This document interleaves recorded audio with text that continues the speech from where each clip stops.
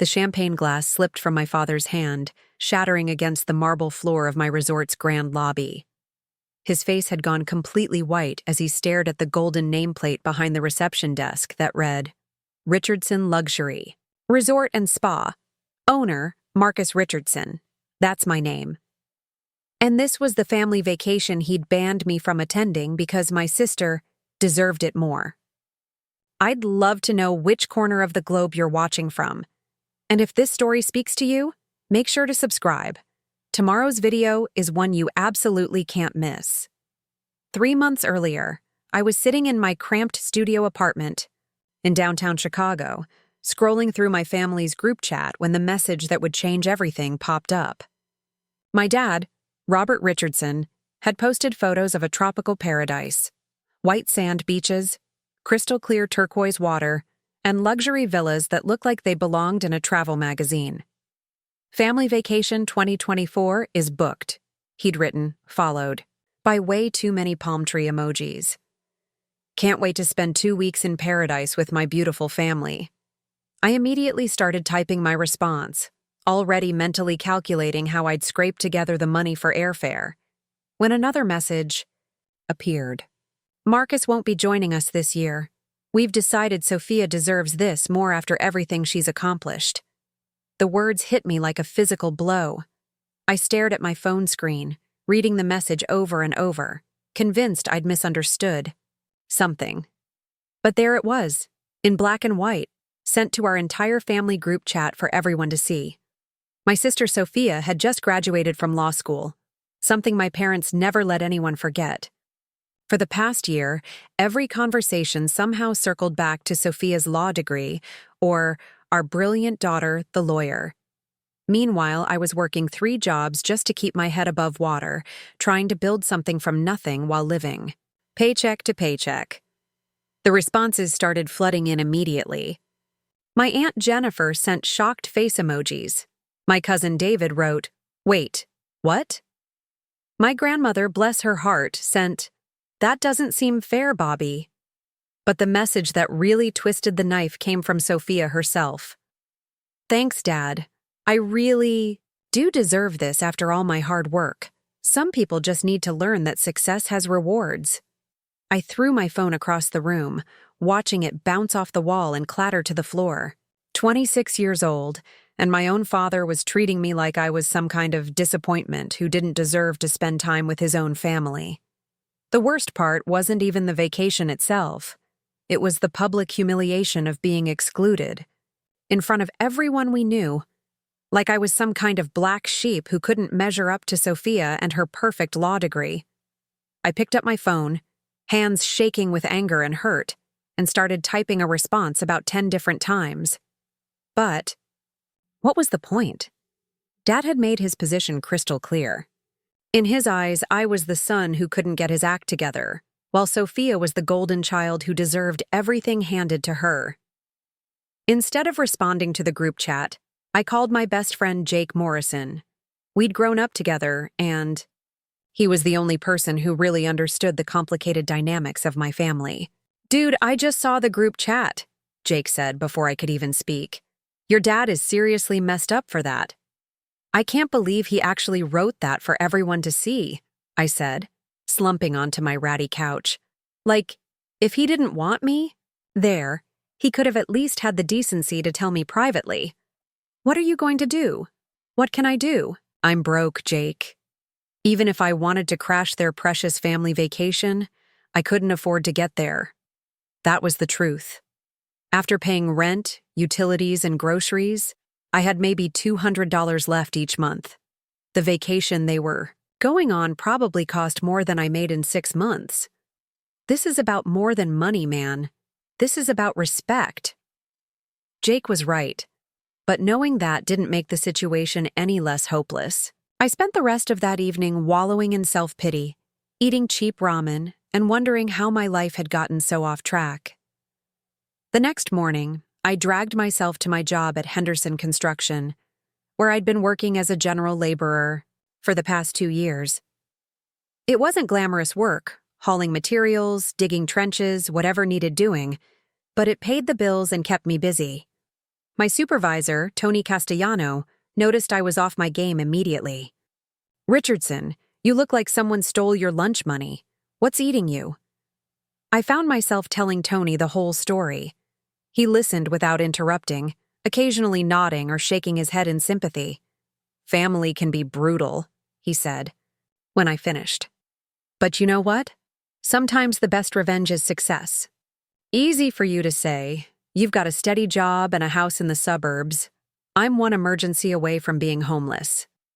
You think I started with all this?" Tony laughed, gesturing around the construction site. 20 years ago, I was sleeping, in my car, and showering at the gym. But I had something your sister doesn't have. What's that? Hunger. Real hunger.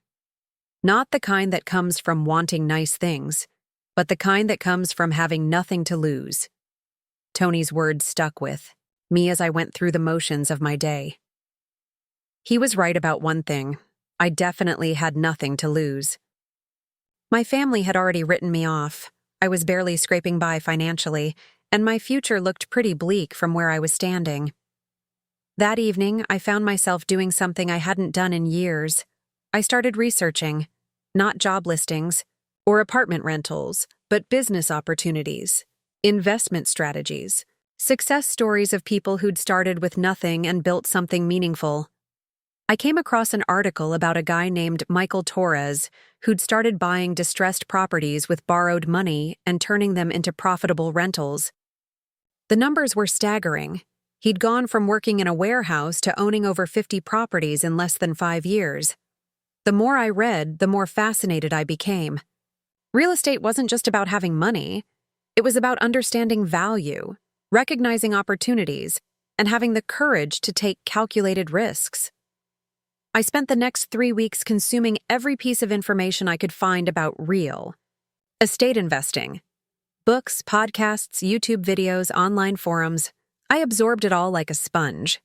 I learned about wholesaling, fix and flips, rental properties, and commercial real estate.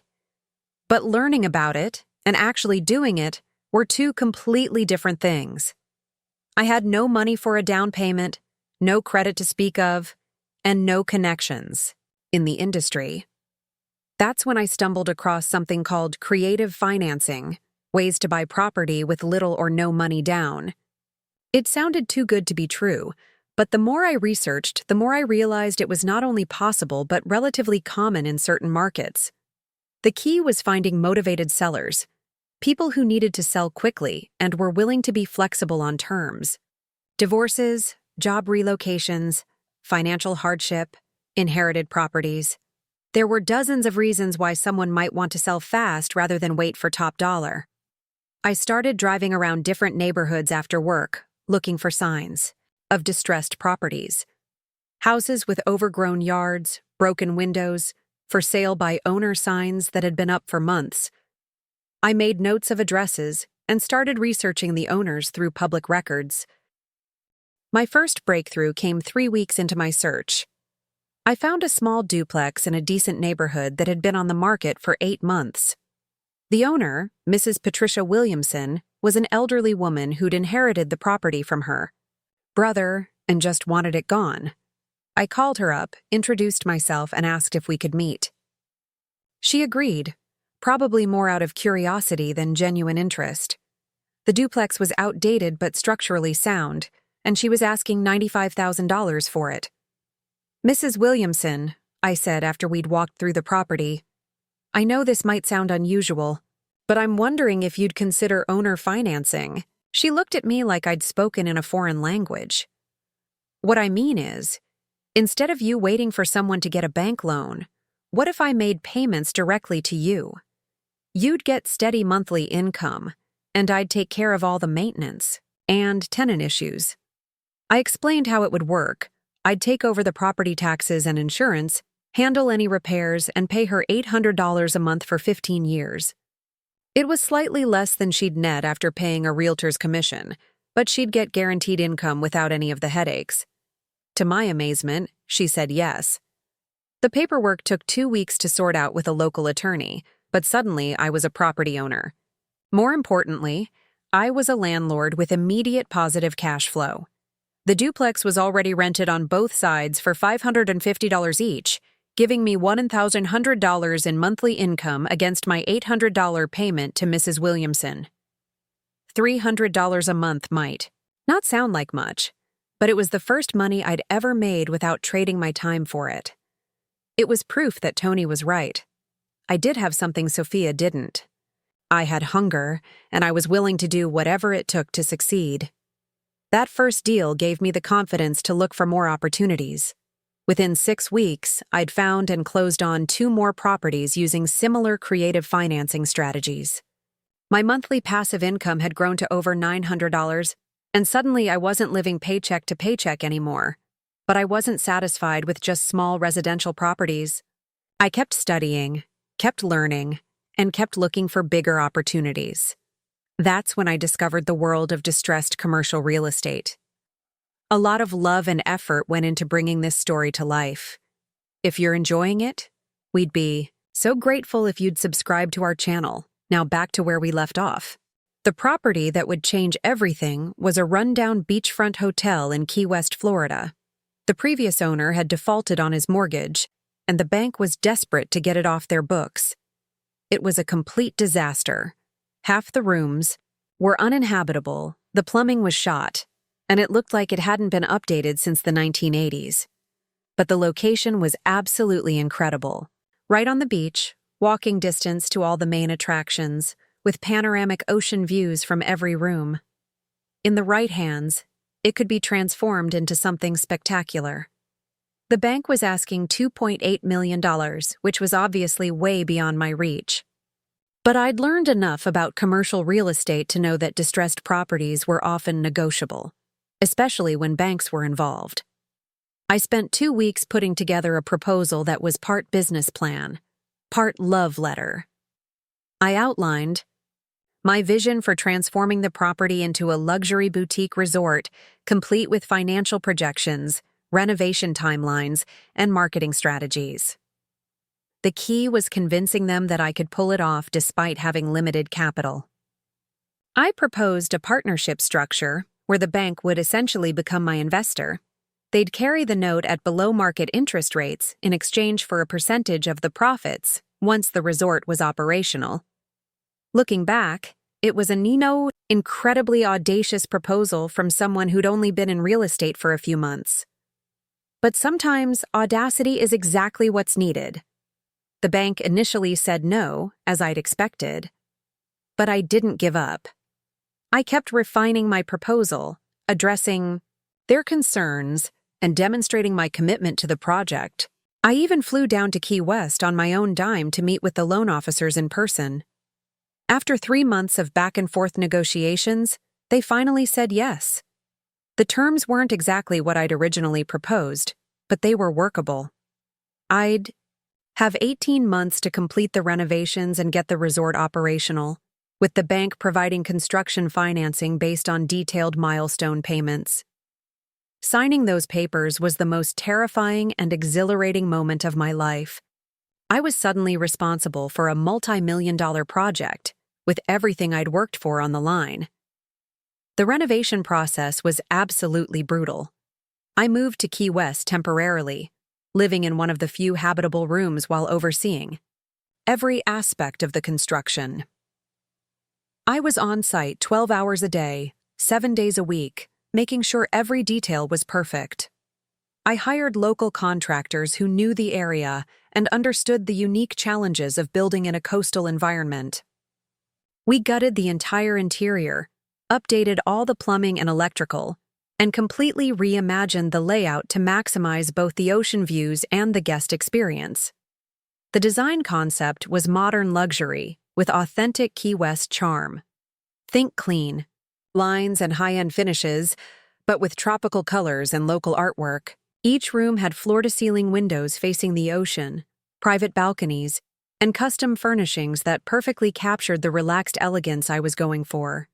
But the real showstopper was the infinity pool and spa area I designed for the roof deck. It offered 360-degree views of the ocean and the Key West skyline, with private cabanas and a full-service bar. It was the kind of amenity that would make guests feel like they were staying somewhere truly special. The project came together, faster than anyone expected. The contractors were motivated by the steady work, the bank was impressed by our progress reports, and I was driven by a burning desire to prove everyone wrong who'd ever doubted me. 12 months after breaking ground, Richardson Luxury Resort and Spa opened its doors to the first guests. The reviews were immediate and overwhelming. 5 stars across every platform, with guests raving about everything from the stunning views to the personalized service.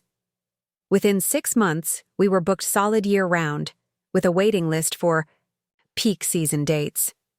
The revenue numbers exceeded even my most optimistic projections, and suddenly I wasn't just a property owner. I was running a $1 million hospitality business.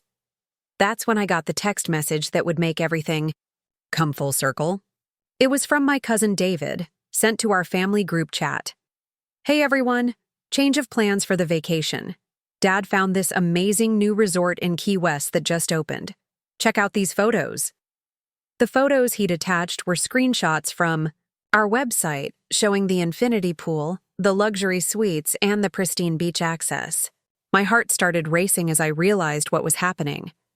My father had booked their exclusive family vacation at my resort, completely unaware that the son he'd banned from joining them was the owner of the property where they'd be staying.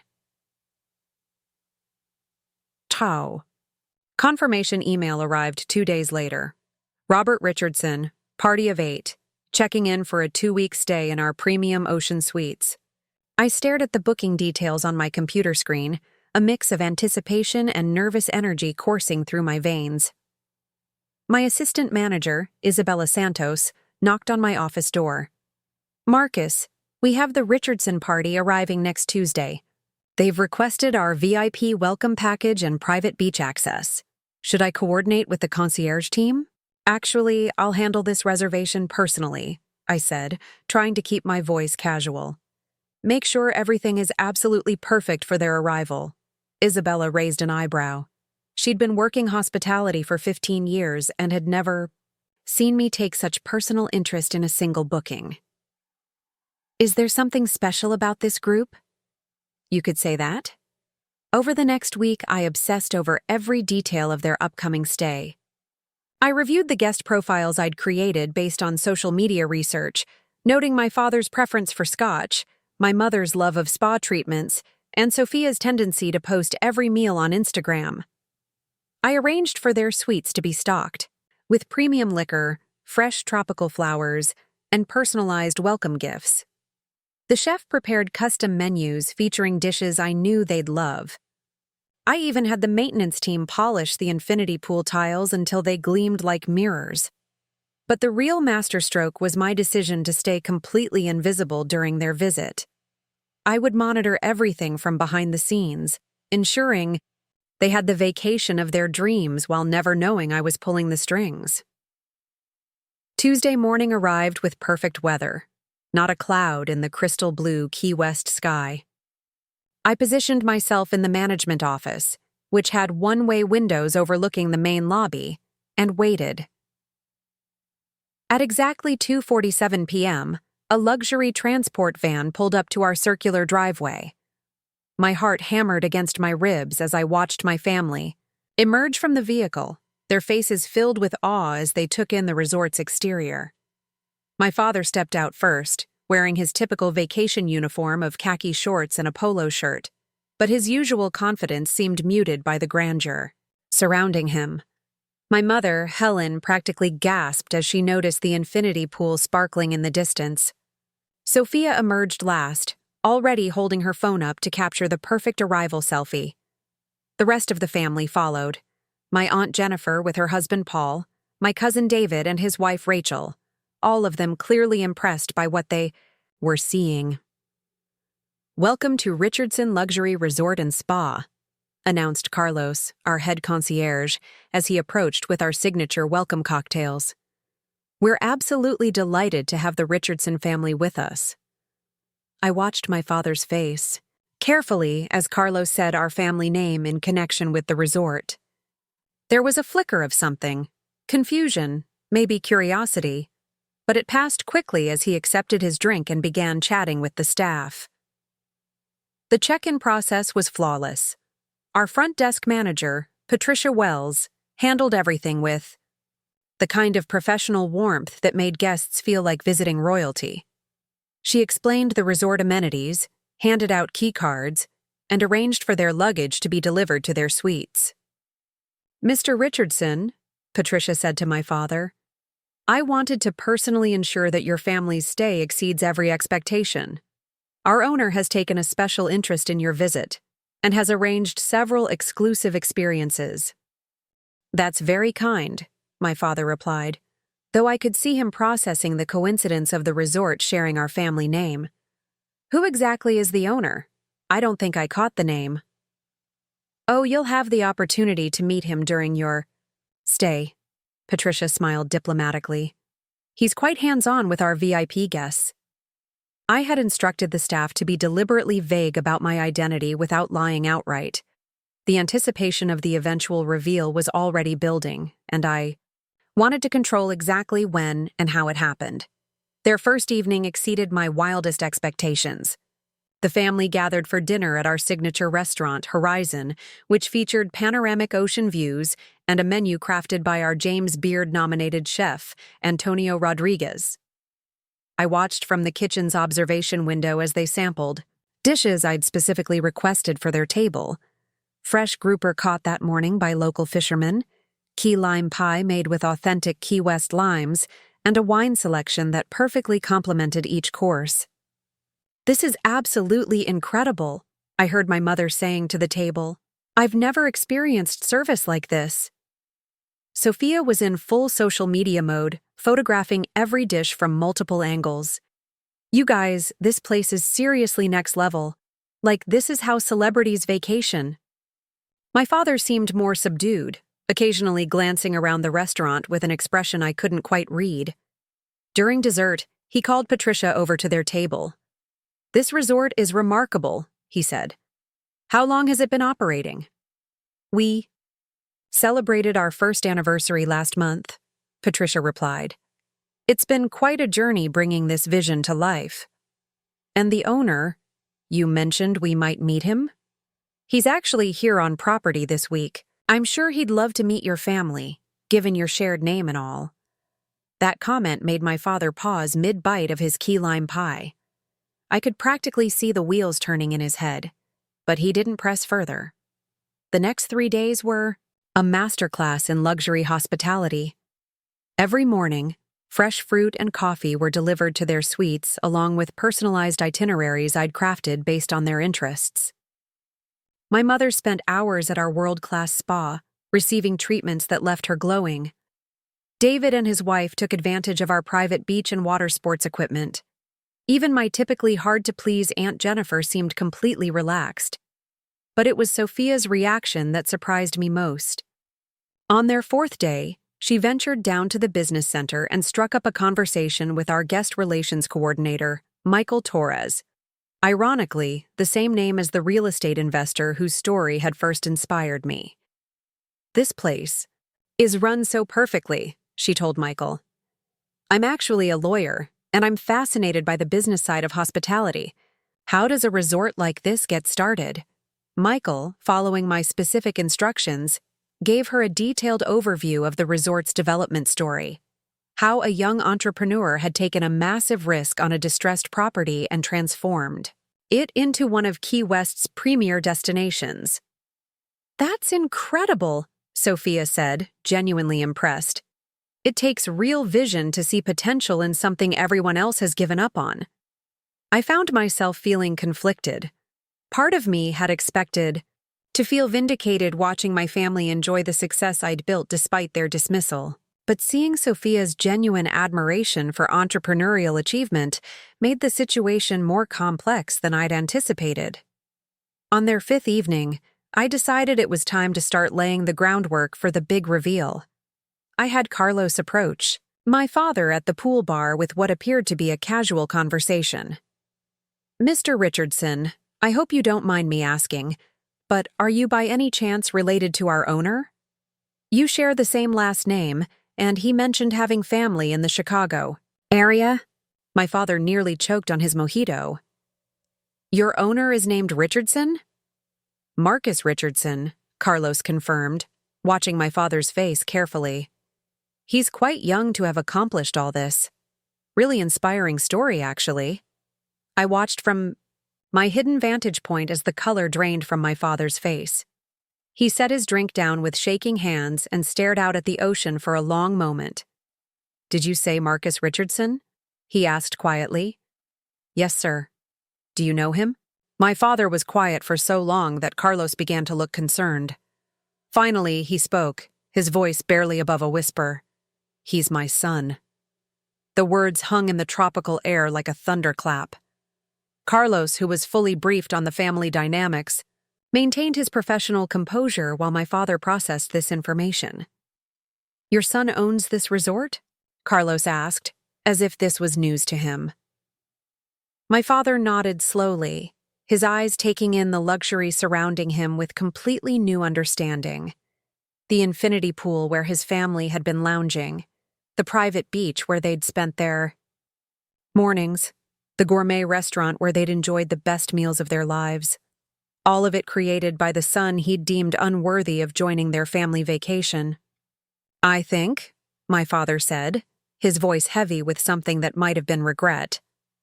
I need to have a conversation with my family. That evening, I watched from the resort's security office as my father gathered everyone in the main suite's living area. The conversation was animated, with lots of gesturing and what appeared to be heated discussion. Sophia kept shaking her head in disbelief.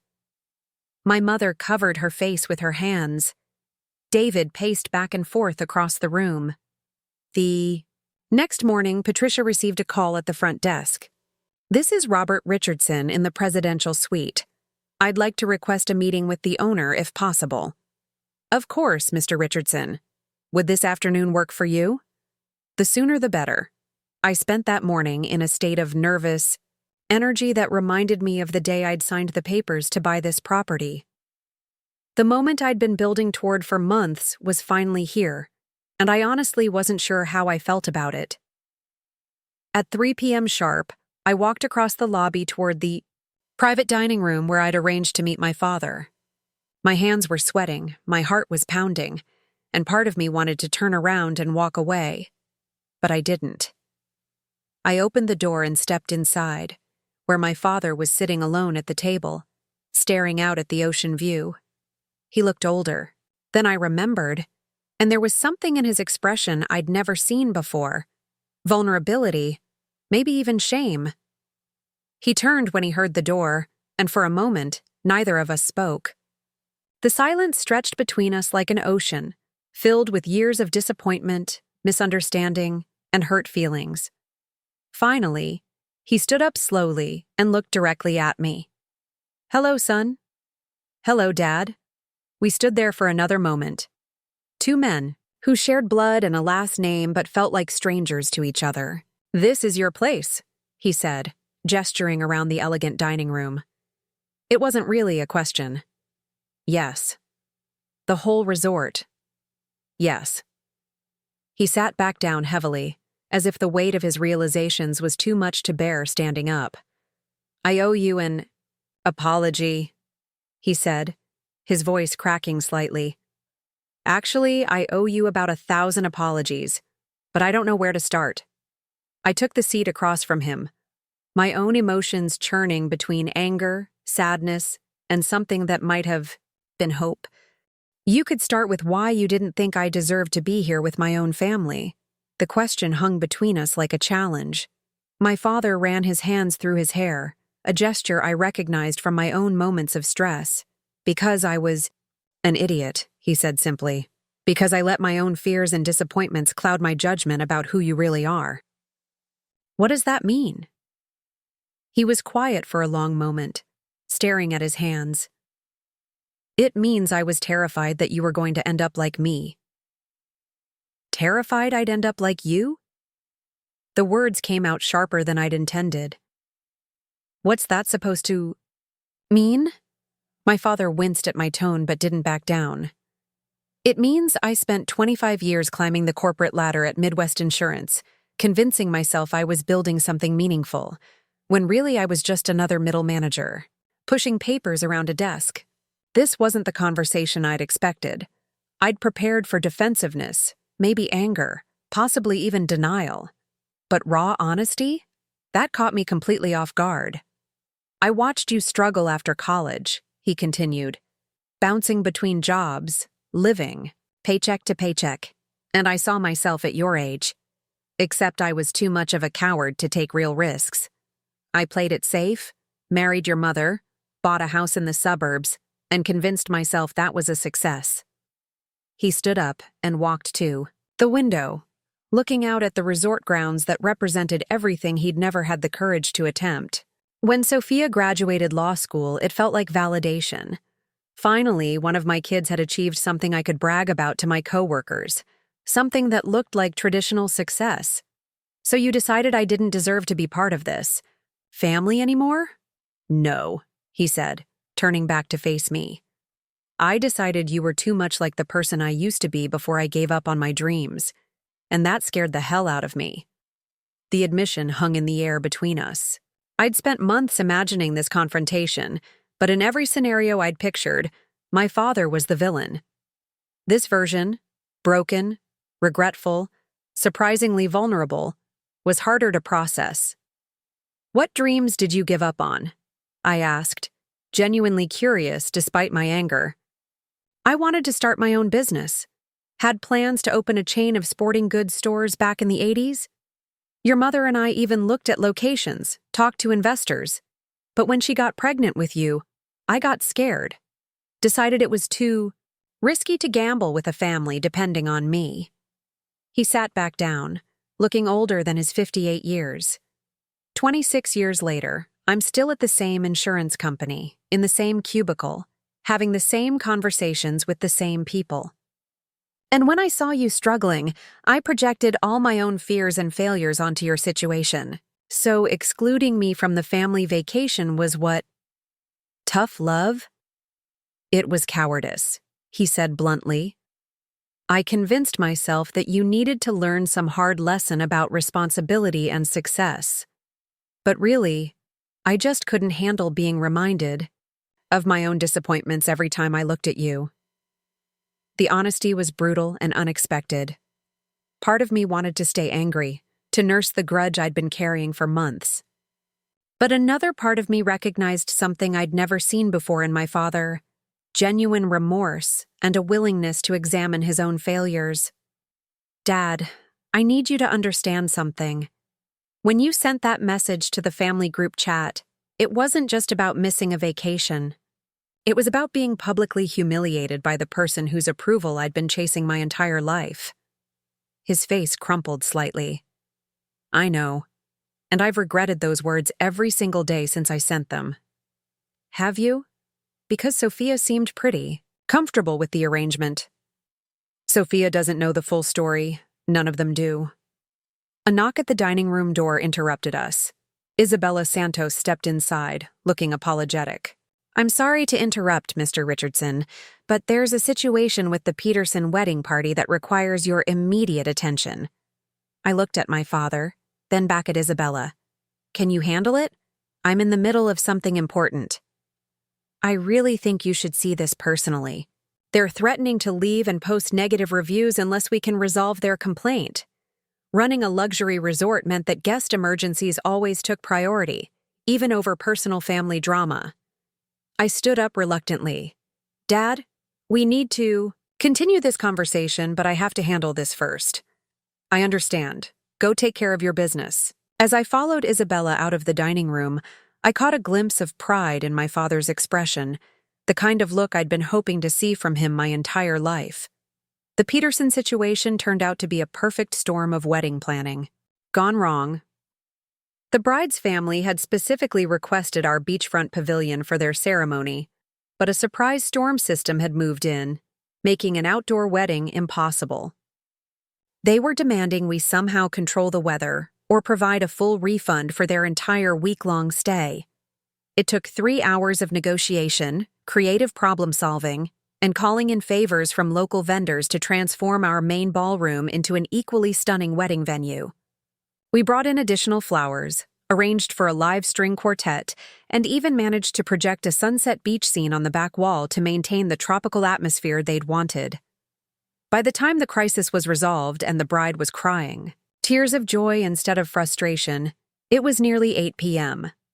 I found my father exactly where I'd left him, still sitting in the private dining room, though he'd been joined by a bottle of our finest scotch and what appeared to be a mostly untouched plate of appetizers. "Long day?" he asked as I collapsed into my chair. "That's the hospitality business. Every day brings new challenges. You handled that well." I watched from the lobby, the way your staff looks to you for guidance, how you stayed calm under pressure. I was impressed. The compliment should have felt good, but it also highlighted how little my father actually knew about my life or capabilities. "This is what I do every day, Dad. This resort doesn't run itself. I've got 43 employees depending on me to make the right decisions, and about 200 guests at any given time expecting perfection." He nodded slowly, swirling the scotch in his glass. "I had no idea you were capable of this level of responsibility. Because you never asked. You made assumptions based on where I was 3 years ago, without ever wondering where I might be heading. You're right, and I'm ashamed of that." We sat in silence for a moment, the weight of years of misunderstanding settling between us. "Tell me how this happened," he said finally. "How did you go from working construction to owning a place like this?" So I told him. Not the sanitized version I might have shared at a family dinner, but the real story. The desperation that drove me to research real estate investing, the leap of faith with Mrs. Williamson's duplex, the terrifying moment when I signed papers for a multi-million-dollar renovation project with money I didn't have. He listened without interrupting, occasionally asking clarifying questions or shaking his head in amazement. "You risked everything on this place," he said when I finished. "I had nothing to lose. That's the difference between us, Dad. You had a family to support, a stable job, a comfortable life to protect. I was sleeping on a mattress on the floor and eating ramen noodles for dinner. The only direction I could go was up. Or you could have lost everything and ended up homeless. That was always a possibility. But I decided that trying and failing was better than never trying at all." He was quiet for a long time, processing what I'd shared. "Your mother is going to be devastated when she finds out how wrong we were about you. What are you going to tell them?" "The truth. That their son is more successful than any of us imagined, and that we're lucky he's gracious enough to let us stay here after how we treated him. About that, you don't owe me anything for this week. Consider it a gift. Marcus, we can't accept that. This must be costing you thousands of dollars. Dad, I own the place. The only cost is the opportunity cost of not renting those rooms to other guests. And honestly, having you here has been worth more than any amount of money. Even after everything, especially after everything. This conversation we're having right now, this is what I've wanted for years. Not the apology, not the acknowledgement of my success, but just honest communication." He reached across the table and put his hand on mine. The first physical contact we'd had in over a year. "I'm proud of you, son. More proud than I've ever been of anything in my life." The words I'd been waiting to hear for 26 years hit me harder than I'd expected. My throat tightened, and I had to look away to maintain my composure. "There's something else," my father said, his voice serious. "Something I need to tell you about Sophia." "What about her?" "She's been asking questions about you for weeks. Ever since we booked this trip, actually. I think she's been feeling guilty about how we handled the vacation situation." This was news to me. Sophia and I had barely spoken since the group chat incident, and I'd assumed she was perfectly content with the arrangement. "What kind of questions?" "Where you're living, what you're doing for work, whether you're seeing anyone. She even asked if I thought you were okay financially." "And what did you tell her?" that I didn't know. And that admission made me realize how completely I'd failed as a father. Dad, no, let me finish. A father should know how his children are doing. He should be involved in their lives, supportive of their goals, proud of their achievements. I've been none of those things to you, and I'm ashamed of that. You weren't a bad father. You provided for us. You were there for school events. You taught me how to ride a bike and throw a baseball. That's the bare minimum of parenting. What I failed to do was see you as an individual with your own path, your own timeline for success. I tried to force you into a mold that worked for Sophia, and when you didn't fit, I decided there was something wrong with you instead of something wrong with my expectations. We both made mistakes, Dad. I could have communicated better about what I was going through, what I was trying to build. Why didn't you? Why didn't you tell us about the real estate investments, about your plans for this place? It was a fair question, one I'd been asking myself, because I was afraid you'd try to talk me out of it. Every time I'd had a big idea or taken a risk in the past, the family response was always about being practical, playing it safe, not getting ahead of myself. I didn't want that negativity while I was trying to build something, so you shut us out. I protected my dreams from people who didn't believe in them. He nodded, understanding dawning in his expression. And now here we are, sitting in the middle of your dream realized. And I'm just beginning to understand who you really are. Better late than never, right? I hope so. I really hope so. A commotion outside the dining room caught our attention. Through the window, I could see my mother, Sophia, and the rest of the family gathered around the infinity pool, their voices carrying across the water.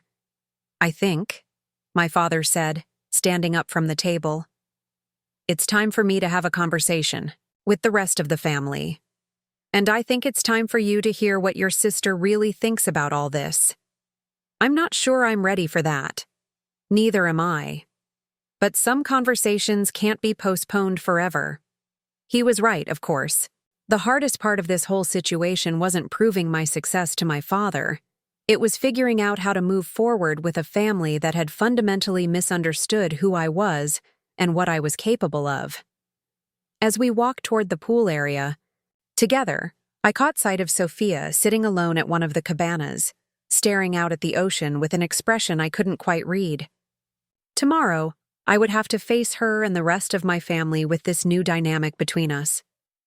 But tonight, for the first time in years, my father and I were walking side by side as equals. As we approached the pool area, the family conversation died abruptly. 8 pairs of eyes turned toward us, and I could feel the tension crackling through the humid Key West air. My mother's face went pale when she saw me walking alongside my father. Sophia's expression was unreadable, but she immediately stood up from her lounge chair. Everyone, my father said, his voice carrying across the water. I'd like you to meet the owner of Richardson Luxury Resort and Spa. My son, Marcus. The silence that followed was deafening. My Aunt Jennifer's mouth fell open. David dropped his beer bottle, which shattered against the pool deck. My mother started crying before anyone had said another word. "Oh my God," she whispered, covering her face with her hands.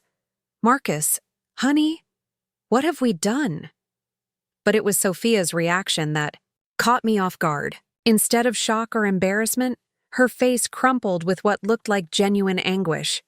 "I knew it," she said, her voice barely audible. "I knew something was wrong with this whole situation." "What do you mean?" I asked, genuinely confused. The staff kept mentioning how young and successful the owner was, the coincidence of the name, the way they talked about his inspiring story of starting from nothing. She looked directly at me, tears streaming down her cheeks. "I've been sick to my stomach for 3 days, wondering if we'd somehow stumbled into your life and not even known it. Sophia." "No, let me finish. What we did to you was unforgivable. The group chat message, the public humiliation, the whole 'I deserve this more' attitude. I've been carrying that guilt around for months, and now I find out we've been enjoying the fruits of your success while you've been gracious enough to let us stay here despite everything." This wasn't the conversation I'd expected to have with my sister. I'd prepared for defensiveness, maybe some attempt to justify their actions. But raw accountability? That was as surprising as my father's honesty had been. "Why didn't you say something before?" I asked. "If you felt guilty about it?" "Because I was a coward," she admitted. "I was riding high after law school, feeling superior and entitled. It was easier to convince myself that you needed to learn responsibility than to admit that maybe we were just being cruel." My cousin David, who had been silent throughout this exchange, finally spoke up. "Wait, so you've known this whole time that we were staying at Marcus's resort?"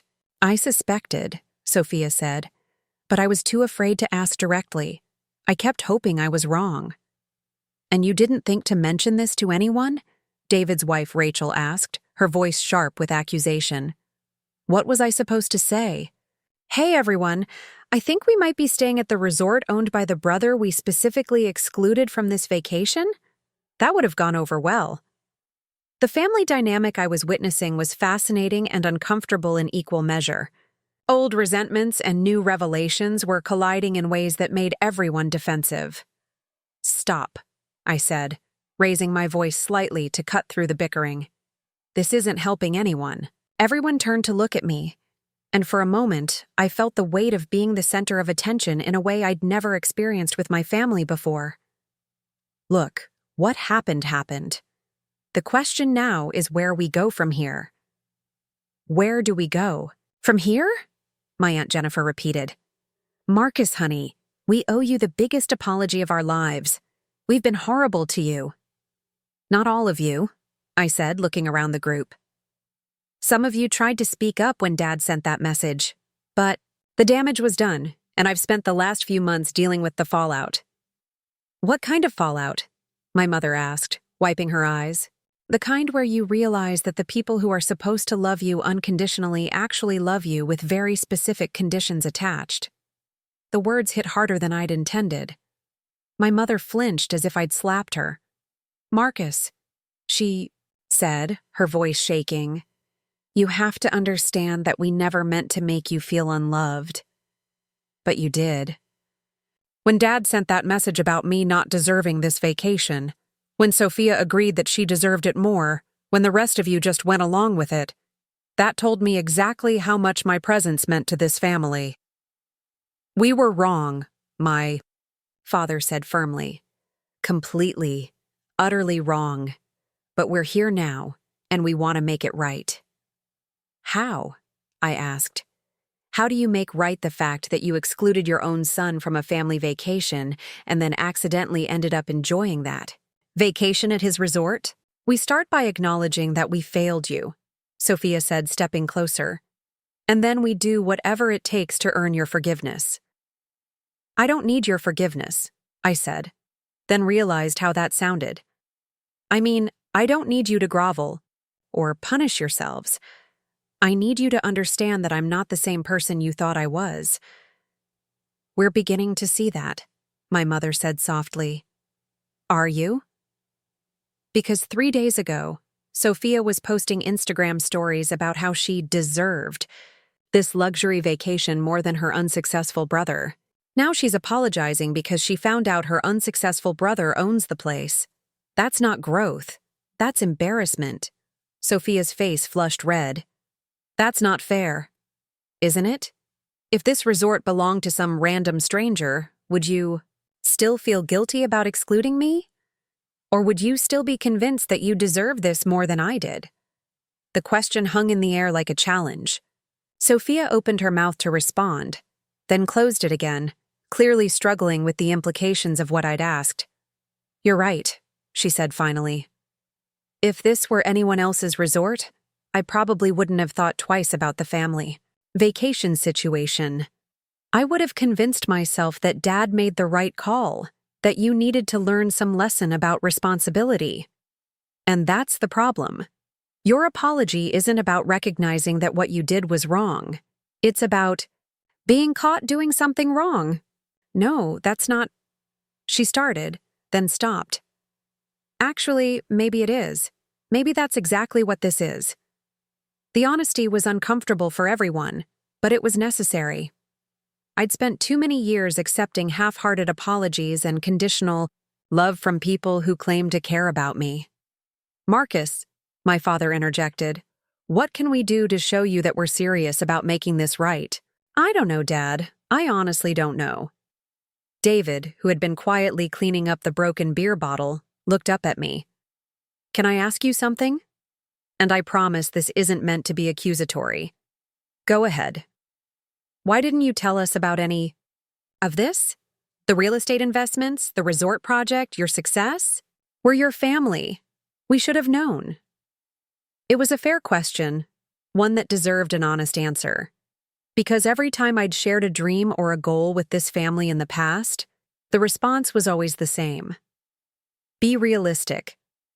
Don't get your hopes up. Maybe you should focus on something more practical. I got tired of having my ambitions dismissed before I'd even had a chance to pursue them. So you shut us out, Rachel said. I protected my dreams from people who didn't believe in them. But we would have supported you if we'd known you were serious, my mother protested. Would you have? Really?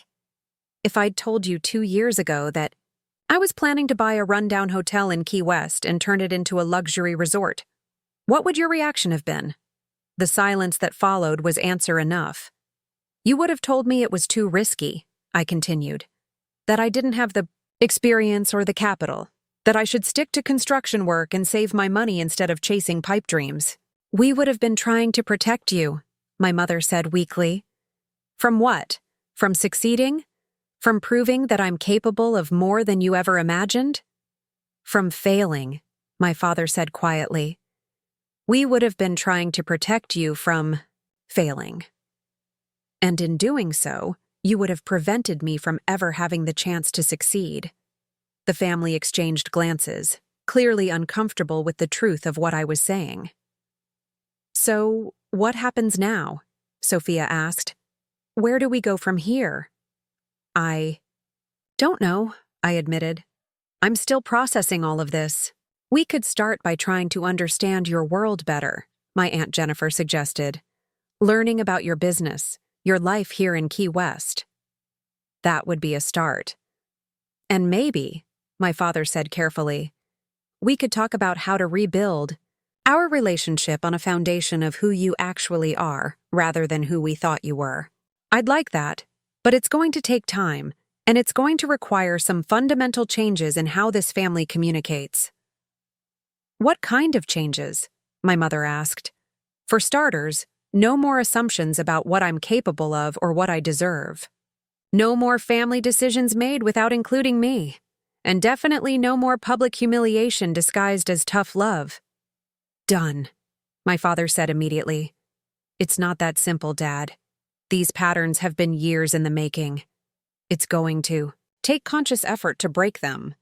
Then we'll make that effort, Sophia said. Whatever it takes. We'll see. A comfortable silence settled over the group as everyone processed the magnitude of what had just been revealed and discussed. The sun was setting over the Key West horizon, painting the sky in brilliant oranges and purples that reflected off the infinity pool. Marcus, my mother said softly, would you join us for dinner tonight? As a family? I considered the question carefully. Part of me wanted to maintain my distance, to protect myself from further disappointment. But another part of me recognized that this might be the first genuine opportunity for connection I'd had with my family in years.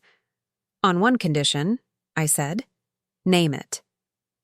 No more talk about apologies or guilt or making things right. If we're going to have dinner together, let's just try to be a family. Tell me about your lives, ask me about mine, and see if we can find some common ground. I think we can do that, my father said. And I want to hear about law school, I said, looking at Sophia. Not because I'm trying to diminish your achievement, but because I'm genuinely curious about what you've been doing with your life. Sophia's face brightened for the first time since the conversation began. Really? Really? I may have been hurt by how everything played out, but I'm still proud of you for finishing school and starting your career. Thank you. That means more than you know. And I want to hear about your construction business, I said to David. Last I heard, you were thinking about expanding into commercial projects. You remembered that? Of course I remembered. You're my cousin. I care about what you're doing, even when we're not talking regularly. As the family began to relax and the conversation shifted toward more neutral topics, I felt something I hadn't experienced in months, a sense of belonging. Not the conditional acceptance I'd grown up with, but genuine connection with people who were finally seeing me for who I actually was. The road ahead wouldn't be easy. Years of misunderstanding and hurt feelings couldn't be resolved in a single evening. But for the first time in a long time, I felt hopeful that we might actually be able to build something real together.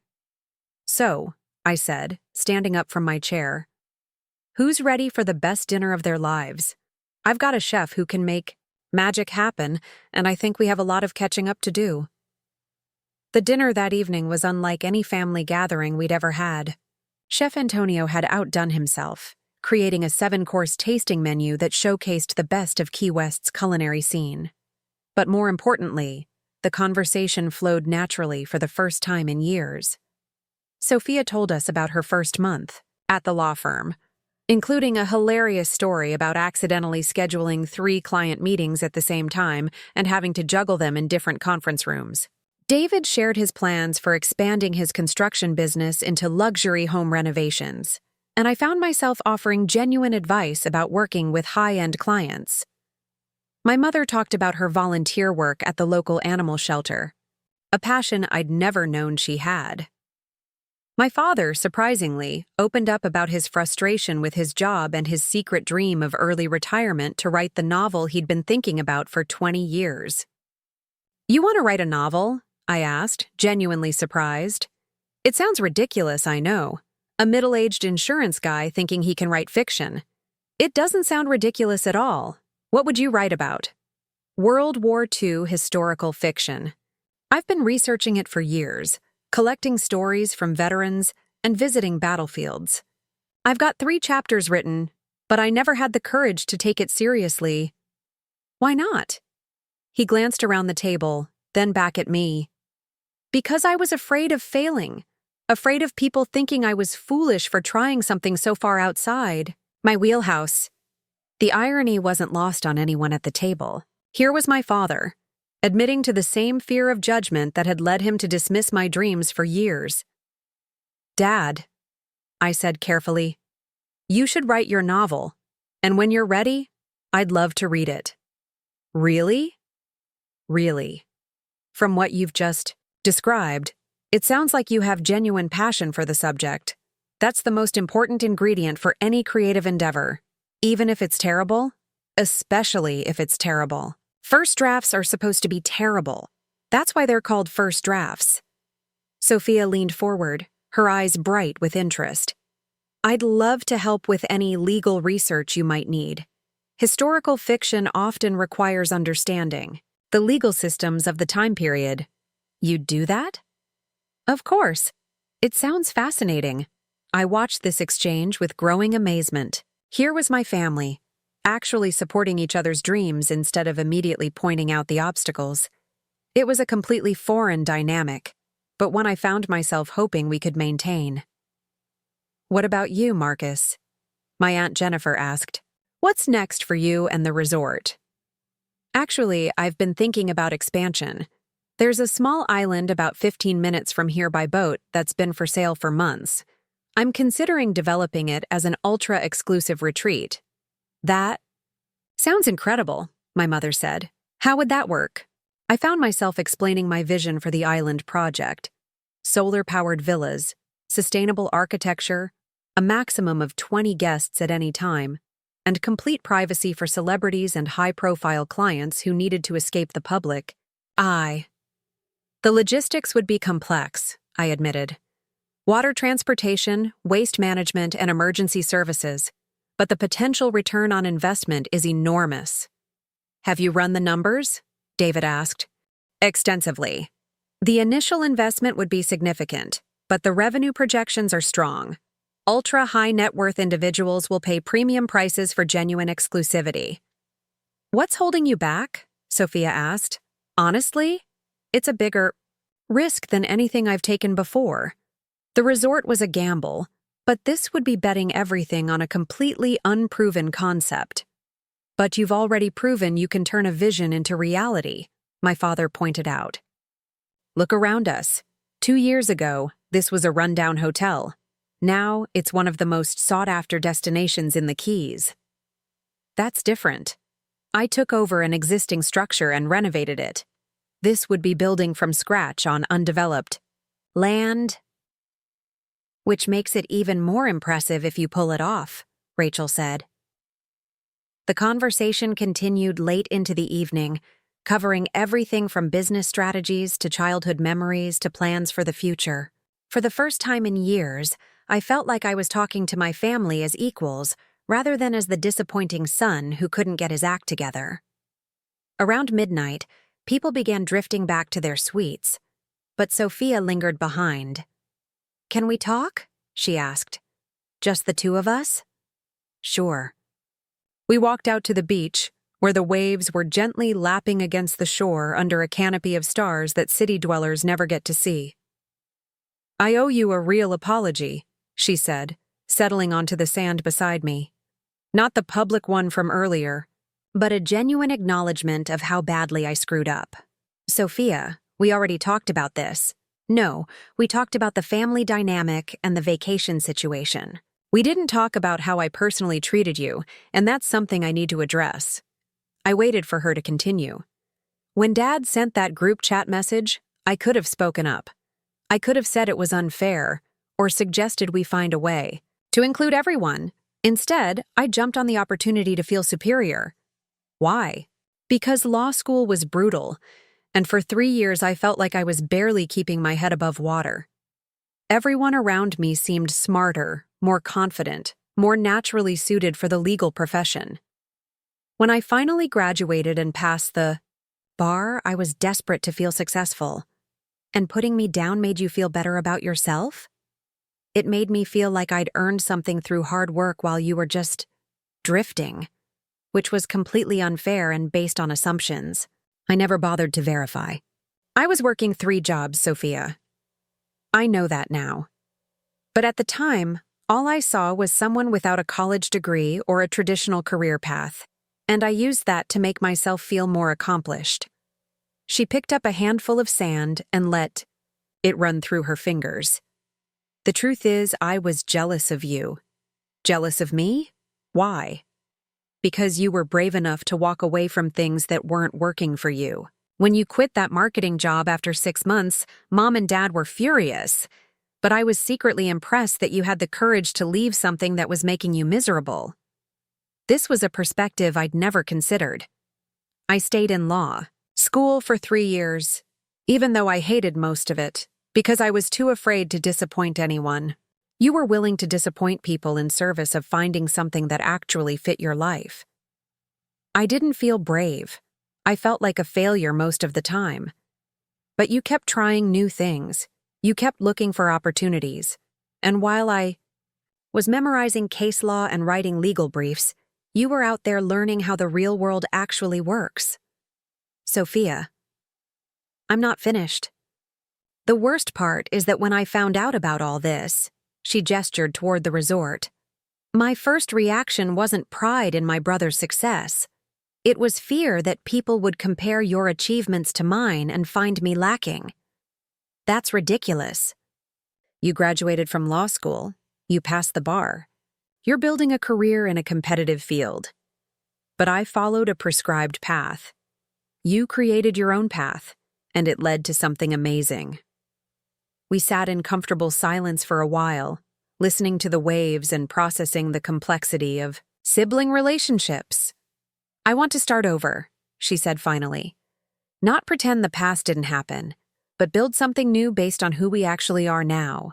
I'd like that too. Good. Because I have a confession to make. What kind of confession? I've been thinking about leaving the law firm. What? Why? Because I hate it.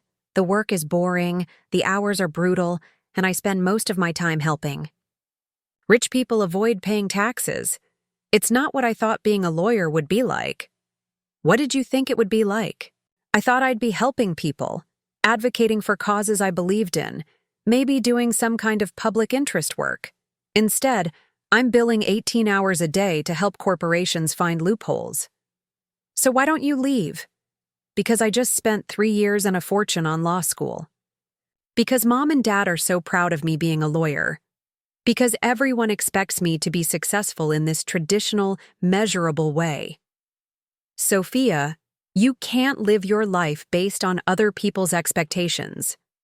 Says the guy who built a luxury resort to prove his family wrong. She had a point. Fair enough. But the difference is that my resort makes me happy. Does your job make you happy? Not even a little bit. Then you know what you need to do. It's not that simple. I have student loans, apartment rent, car payments. I can't just quit and figure it out as I go. Who says you have to quit immediately? You could start exploring other options while keeping your current job. Maybe volunteer with some legal aid organizations. See what kind of law actually interests you. I hadn't thought of that.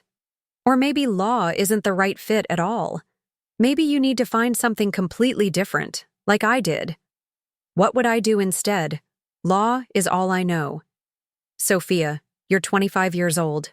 Law is not all you know. You're smart, articulate, ambitious, and you have skills that transfer to dozens of different fields. Like what? Research, writing, critical thinking, negotiation, public speaking. Those are valuable skills in business, nonprofit work, politics, journalism, consulting. The list goes on. You really think I could do something else? I think you could do anything you set your mind to. The question is, what would make you excited to get up in the morning? She was quiet for a long time, staring out at the dark ocean. You know what's funny?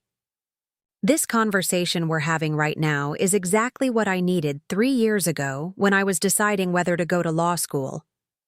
But instead of asking these kinds of questions, everyone just assumed that becoming a lawyer was obviously the right choice for someone with my grades.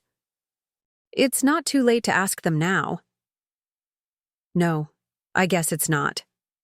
We walked back toward the resort, our relationship fundamentally changed by the honesty we'd shared. Marcus, she said as we reached the lobby, thank you for not giving up on us. It would have been easier to let us stay strangers, especially after how we treated you. You're my family, Sophia. That means something to me, even when we're not getting along. It means something to me, too. More than I realized.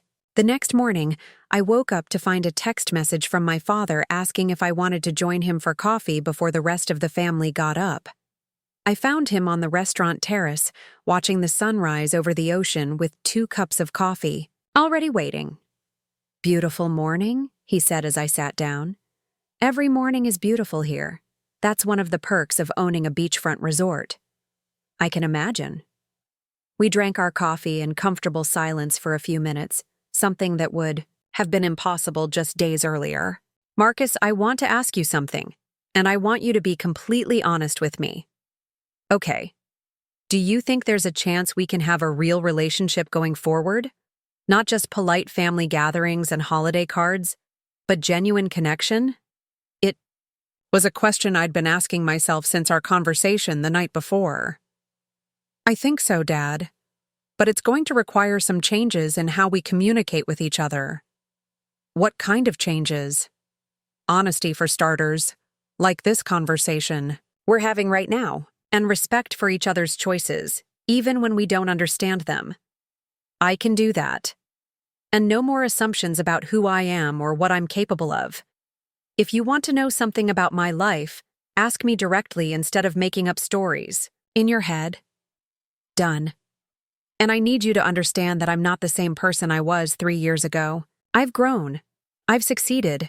I've built something meaningful. I need you to see me as I am now, not as who I used to be. I'm beginning to see that, and I'm incredibly proud of what you've accomplished. Good. Because I want you in my life, Dad. I want all of you in my life, but it has to be on the basis of mutual respect and genuine affection, not obligation or guilt. I want that too, son, more than anything. As the sun climbed higher over Key West, painting the sky in brilliant shades of orange and gold, I felt, something I hadn't experienced in years, hope for the future of my family relationships. The road ahead wouldn't always be smooth, but for the first time, we were walking it together as equals. The rest of their vacation passed like something out of a dream. For the first time in years, I felt like I was part of a real family instead of an outsider looking in. We spent mornings together on the beach, afternoons exploring Key West's historic district, and evenings sharing stories that revealed how much we'd all grown and changed. But the real transformation happened in the small moments. My father asking genuine questions about my business operations instead of offering unsolicited advice. Sophia seeking my opinion on her career choices without any defensiveness. My mother actually listened when I talked about my life, instead of waiting for her turn to speak. On their second-to-last day, something unexpected happened that would change everything once again. I was in my office reviewing the quarterly financial reports when Isabella knocked on my door, looking unusually flustered. "Marcus, there's a gentleman here to see you. He says it's urgent and he won't speak with anyone else." Did he give his name? Vincent Morrison. He says he's an investor from Miami, and he's been trying to reach you for weeks. Vincent Morrison. I recognized the name immediately. He was one of the most successful real estate developers in South Florida, known for transforming entire neighborhoods and creating luxury destinations that redefined their markets. Send him in. Morrison was exactly what I'd expected. Impeccably dressed, confident demeanor, and the kind of presence that commanded attention without demanding it. He looked around my office, taking in the ocean view and the tasteful decor, before settling into the chair across from my desk. "Mr. Richardson, thank you for seeing me on such short notice. I've been trying to reach you through conventional channels, but your staff has been very protective of your time. That's intentional. What can I do for you, Mr. Morrison?" "I want to buy your resort." The words hung in the air like a challenge. This wasn't the first time someone had approached me about selling, but it was the first time the offer had come from someone of Morrison's caliber. "I'm not interested in selling. You haven't heard my offer yet. I don't need to. This place isn't for sale." Morrison smiled, the kind of expression that suggested he was used to getting what he wanted. "Mr. Richardson, I've done my research on you. Impressive story. Construction worker to resort owner in less than 3 years. But you're thinking too small." "Excuse me?" "One property, no matter how successful, is just the beginning. I'm offering you the opportunity to join my organization and develop a chain of luxury resorts throughout the Caribbean.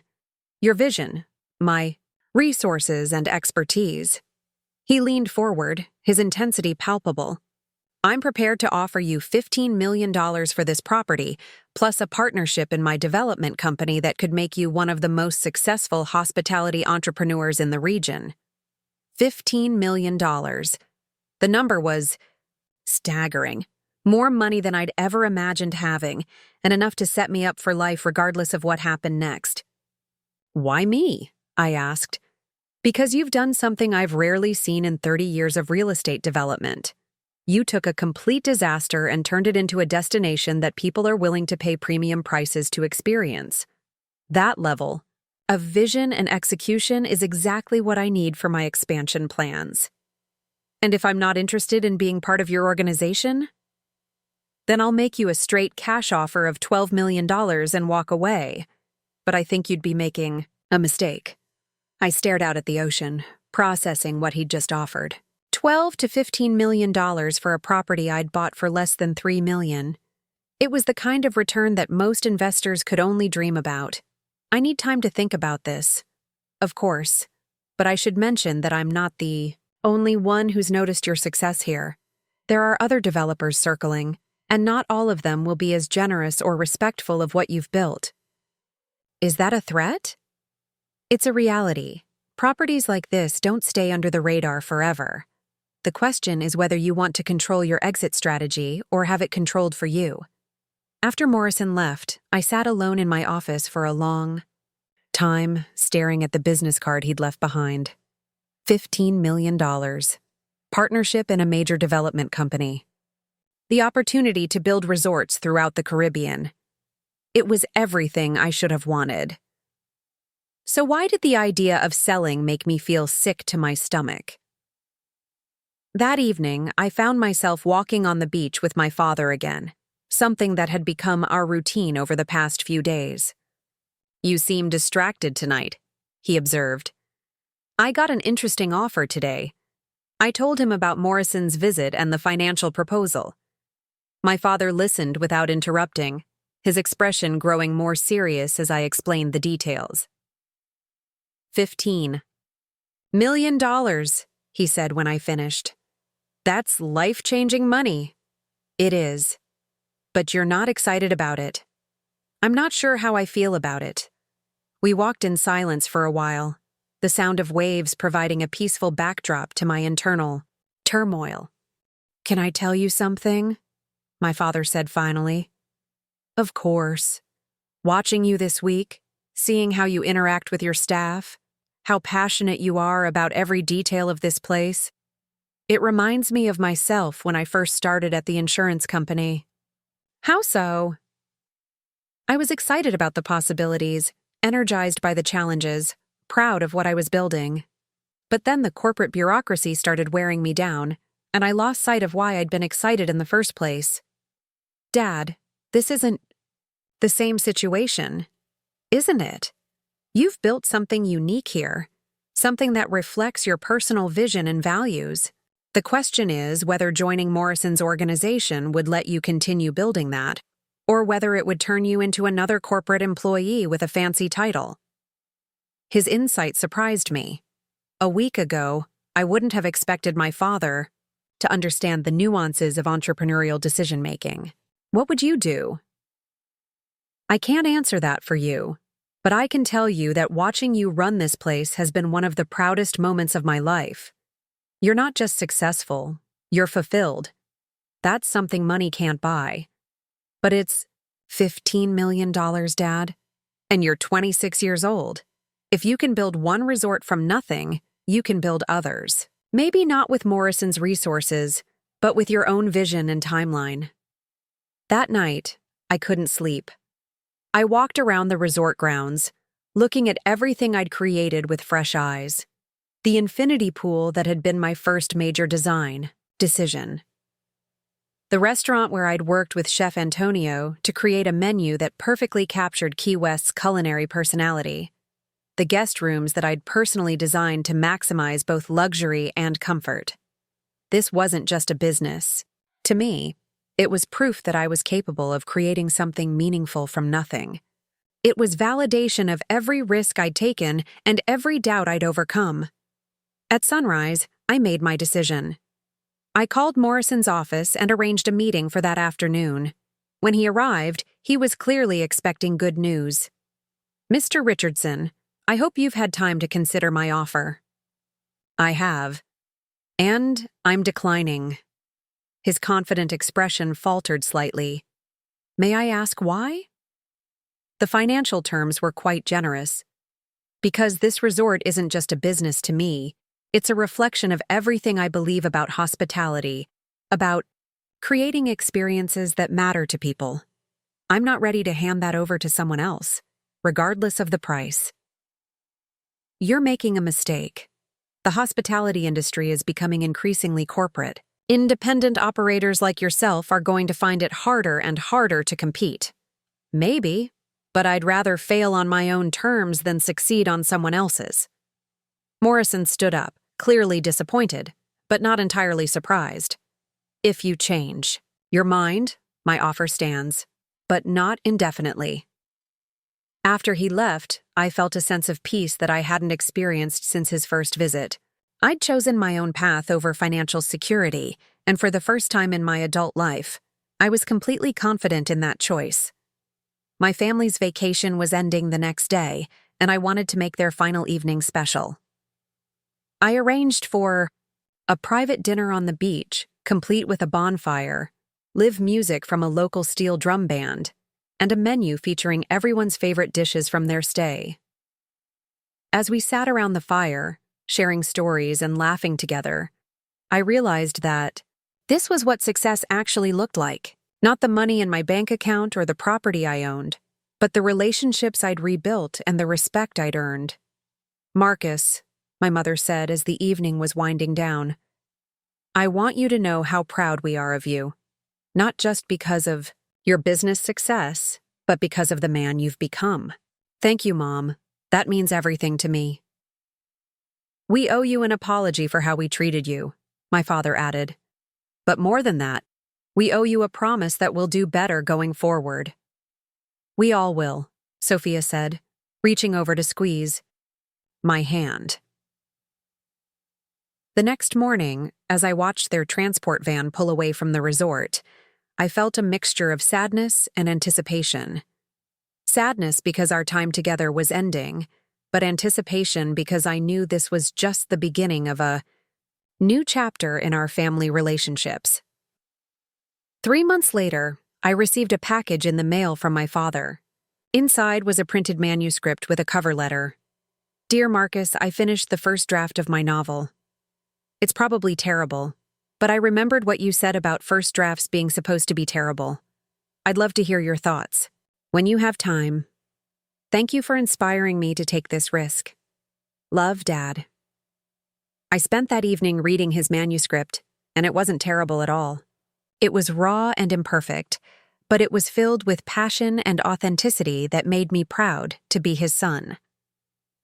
A week later, Sophia called to tell me she'd given her notice at the law firm and was starting a new job with a nonprofit organization that provided legal services to small businesses.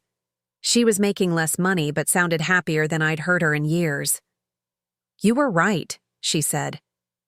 "I couldn't live my life based on other people's expectations. I needed to find my own path." "How?" "Does it feel?" "Terrifying and exciting at the same time. Kind of like how I imagine it felt when you decided to buy this place." "Exactly like that."